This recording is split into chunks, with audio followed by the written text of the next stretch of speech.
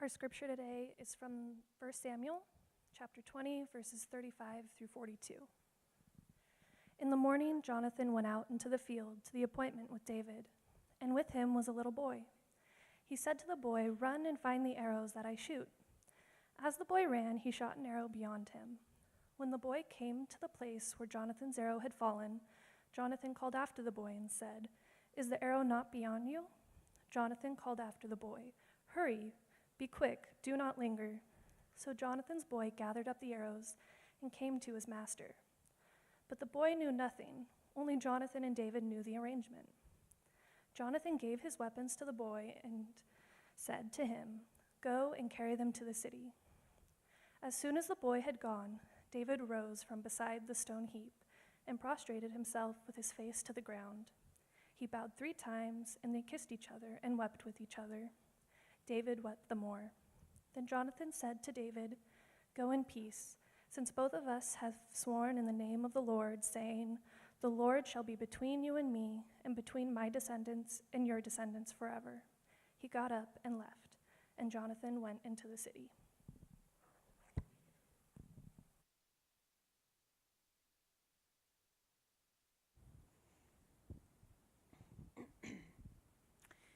One of my favorite comedians is Mr. Bean. Does everyone know Mr. Bean, the British comedian? He's kind of known for his ability to tell a joke without saying a single word. They'll have a laugh track on, maybe some music, but typically he never says a single word, and yet he is one of the funniest comedians. Of course, he uses a lot of physical comedy, which is always my favorite, which is funny because I am married to a guy that is very funny, but he tells jokes, and things, and yet I don't often laugh at all of his jokes because I prefer physical comedy. If somebody trips over something, I'm going to just die laughing, but I might not catch a joke that is told. I'm a fan of Mr. Bean.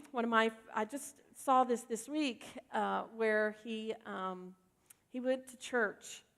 Mr. Bean went to church, and he sat on the front row and next to someone, and unfortunately he went to sleep. And the funny thing that happened was that he ended up, as you often do, you lean on the person next to you. Well, the person next to him just slightly moved over so that he did not actually make it to leaning on him. And so he ended up leaning forward, and he landed on his knees in front of the pew. And before long, his head was on the floor. And as soon as his head hit the floor, he popped up in front of everyone and just jumped right up, I'm awake. And of course, I'm laughing at this because I see everything that happens in this room from up here. So I thought that was pretty funny because I see everything that happens up here. Not telling, but I could tell what's happening. I heard a story this week that I'd like to share with you. It's a story about a woman that grew up with a neighbor, and they were close friends. This family and the next door neighbor family were close friends. The kids grew up together, the parents were friends, the kids were friends, and they lived beside each other their whole lives. Their whole lives, they knew that the neighbor's son was a little different. He was just different. And as they grew older, they just started suspecting that perhaps he was gay. And they never said anything. They just waited to see. He went through high school, never said anything. In college, they never said anything. And then when he finished college, he came home for Christmas, and he gave his presents a gift. And they said it was their favorite gift they have ever received in their life. Under the Christmas tree, he had wrapped a small box, and in it was a note, and it described that to his parents that he was gay.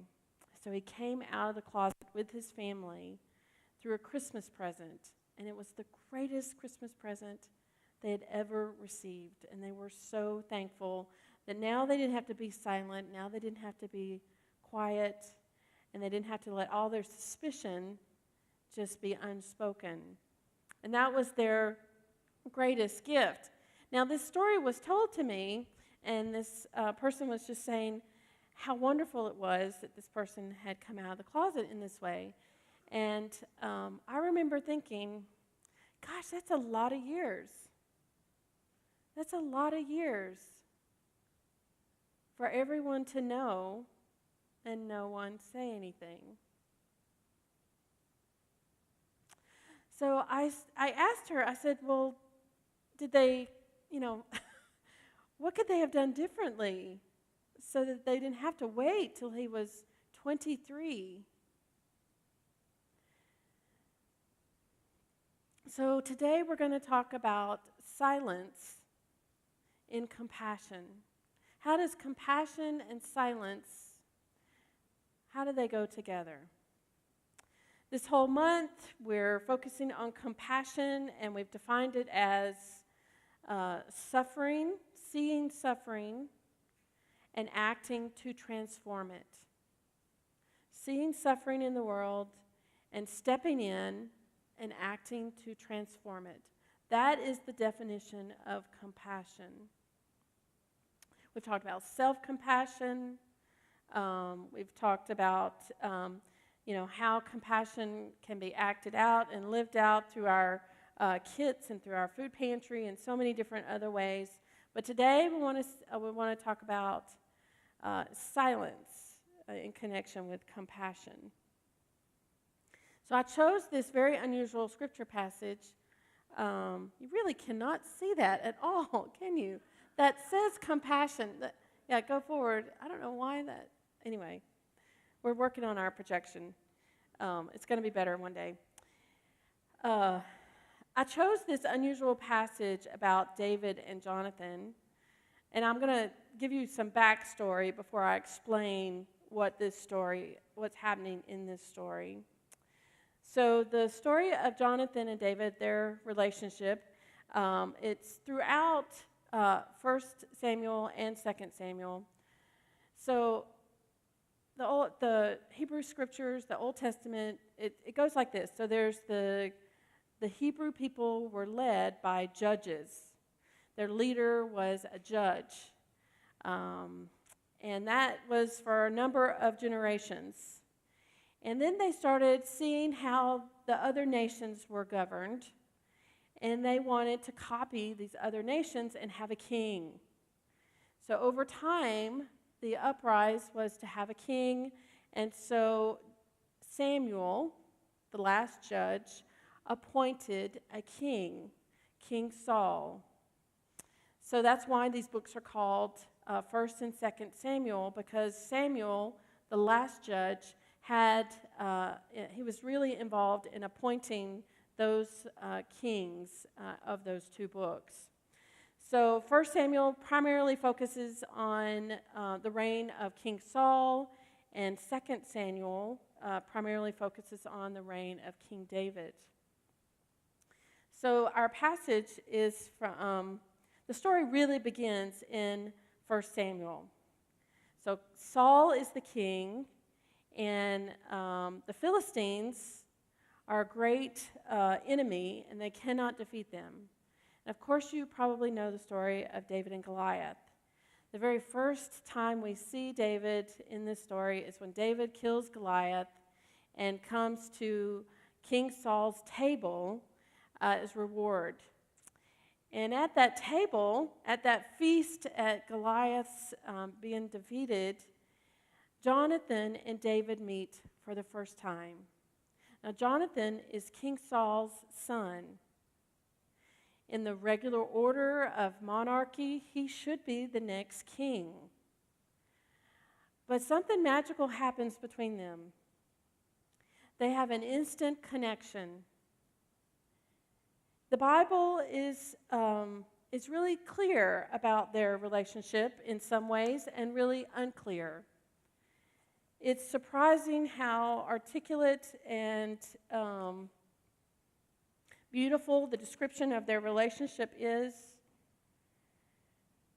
It says that when David and Jonathan met for the very first time, the text says, the whole self of Jonathan was knit into the whole self of David. That was upon their first meeting that they had a really special connection. And then as time went on, actually Jonathan gave all of his clothing right then and there to David, and they made a covenant upon that first meeting. Now this is unusual because covenants are made between warring people to bond them and connect them in a new way. It's rare for a covenant to be between two people in a special relationship. So they made a covenant to each other to always be concerned for one another. And part of that resulted in Jonathan being unfaithful to his father, the king.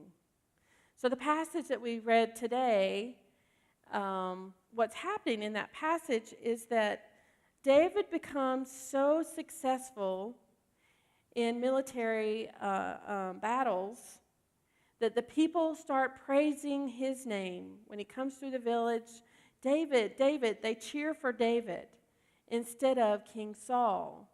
And so Saul becomes jealous and tries to kill David. On multiple times, he tries to kill David. And Jonathan hears word about it, and at one time he was supposed to come, they were all supposed to gather at a meal, and Jonathan advises David, don't come and let me feel out my father's attitude toward you. And I'll meet you in the field, and if the arrow is far, then that means that it didn't go well. If the arrow is short, then that means you're welcome and you can come. And so that's the story that we're having, is that they're in a field and Jonathan is shooting an arrow as a sign to David, who is hiding in the woods. Now the person that's retrieving the arrow doesn't know what's going on, doesn't know that David, who has been sought after and the king is longing to kill, he doesn't know that he's present in the woods. So when all the arrows are collected, he sends that servant away, and because there is finally a moment of silence, and he is confident that no one is around, then they meet, and they fall upon each other, and they kiss one another, and they reaffirm their covenant together, their commitment to one another. And then later in the story, some more attempts at David's life, and it ends with, in the same battle, King Saul and Jonathan are both killed in the same battle. And when David hears word of it, he's very, very upset, and he says the famous lines. Actually, I'll just read it from here. It's better. At the beginning of 2 Samuel, because it begins David's kingship.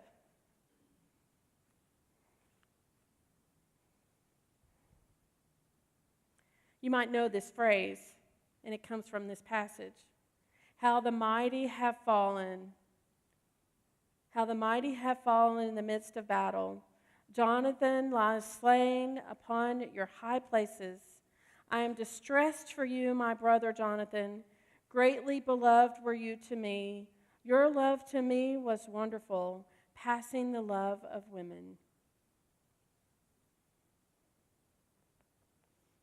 Now, this has been in the Bible, in the Hebrew Scriptures, from the beginning. And throughout history, people have often wondered about this relationship. It must have been special for even these remnants of their closeness to be still in the text. Because throughout history of the Bible, there has been discomfort with homosexual relationships, and yet it's still there. It is still there, preserved in the text. Now, I remember hearing about the relationship that Jonathan and David had as being a really close friendship. You know, I've read this story so many times, and I'm standing before it as your pastor who knows the Bible and have, spent so much time, and I'm telling you that it had to be really special and really unusual for the writers of the text to be so explicitly romantic in their description of this relationship. So you can take it for what you want it to be. I believe this was a romantic relationship between Jonathan and David, and yet we don't speak of it very often in the church. That King David had a romantic relationship with Jonathan. When we talk about compassion, there's all this silence around some issues. Sometimes silence can actually be helpful. Mr. Bean, his stick does not work if he's talking. It works because he's silent. And he's famous for it. But what you might not know about him is that he has a really bad lisp. And he has a speech impediment. And yet he has succeeded through this art of knowing how to use silence. But silence is not always appropriate. So how do we speak of things that perhaps other people need space for? So I spoke with Lotus Rising. They're putting on the Pride Parade this year in Ashland, and our youth are going to have a banner from the church there. He talked about coming out stories that actually the person needs to be in full control of that. So you don't go to a person and say, I kind of think that you might be gay. That would be inappropriate. But what is appropriate is providing atmosphere of acceptance. This story has always been in our Bible. So we need to create an atmosphere of acceptance. We could say that the Bible has romantic stories of a male couple. When we share with people that we know and love and are wondering about their silence around sexuality, if we provide opportunities of openness and acceptance, then perhaps their story can come out. But to persist in total silence, that is such a tremendous wall to have to overcome. So compassion is to provide space. Now, these are people in your lives that you may know. So how do you provide compassion for people that you might not know very well? Our brains are really amazing, amazing things. But our brains love quick tricks. It loves shortcuts. It loves to do the easy thing. And one of the easiest things that we do is that when we meet somebody for the first time, we make all these assumptions about them. It's just a quick trick of our brain. But there's a lot of work that really needs to happen when we encounter someone new. We need to find out who they are, their sexuality is a lot that we take for granted. If we don't make assumptions, how much more space can we provide for a person to be who they really are? Race, gender, their status, all of these things we make. We're not even aware that that is happening when we encounter someone, and we instinctually act and assume different things because of that. But if we can take pause and instead leave room for someone to be who they are, that comes up like this. I had someone here recently. For our church, it comes up in so many different ways. Had someone come up as a visitor, and the very first statement they said, before they even told their name, she said, "I'm a single mom, and every church I've been in expects a full family. And I'm tired of being left out." And I told her, I just gave her a hug. I said, we want to do everything we can to make sure that you, as a single mom, carrying the whole load all by yourself, find a place of acceptance here. What if someone comes up to you and goes, "Everybody assumes I'm straight and I'm not, and I just want you to know who I am from the very moment that you encounter me"? She had 2 children with her, so I could have easily accidentally said, "Is this all of your family?" I could have made an assumption. 2 parents, 2 children. We meet people, we need to make space for who they really are. What a compassionate act to allow people to be who they really are. So this wraps up our whole month of talking about compassion. And I hope that you now see a story in the Bible in a different way than you possibly knew of before. I hope that you can give pause when you encounter other people. I hope that you support our church that's really taken a brave stance on being open to all sexualities, possibilities. We're about to put in a unisex bathroom because we want people that are not sure about their gender to have a place to go to the bathroom. I hope that you can find the tools that we've talked about this month about compassion and step up to moments of suffering that you encounter. Step up and step in and act for transformation. That is compassion.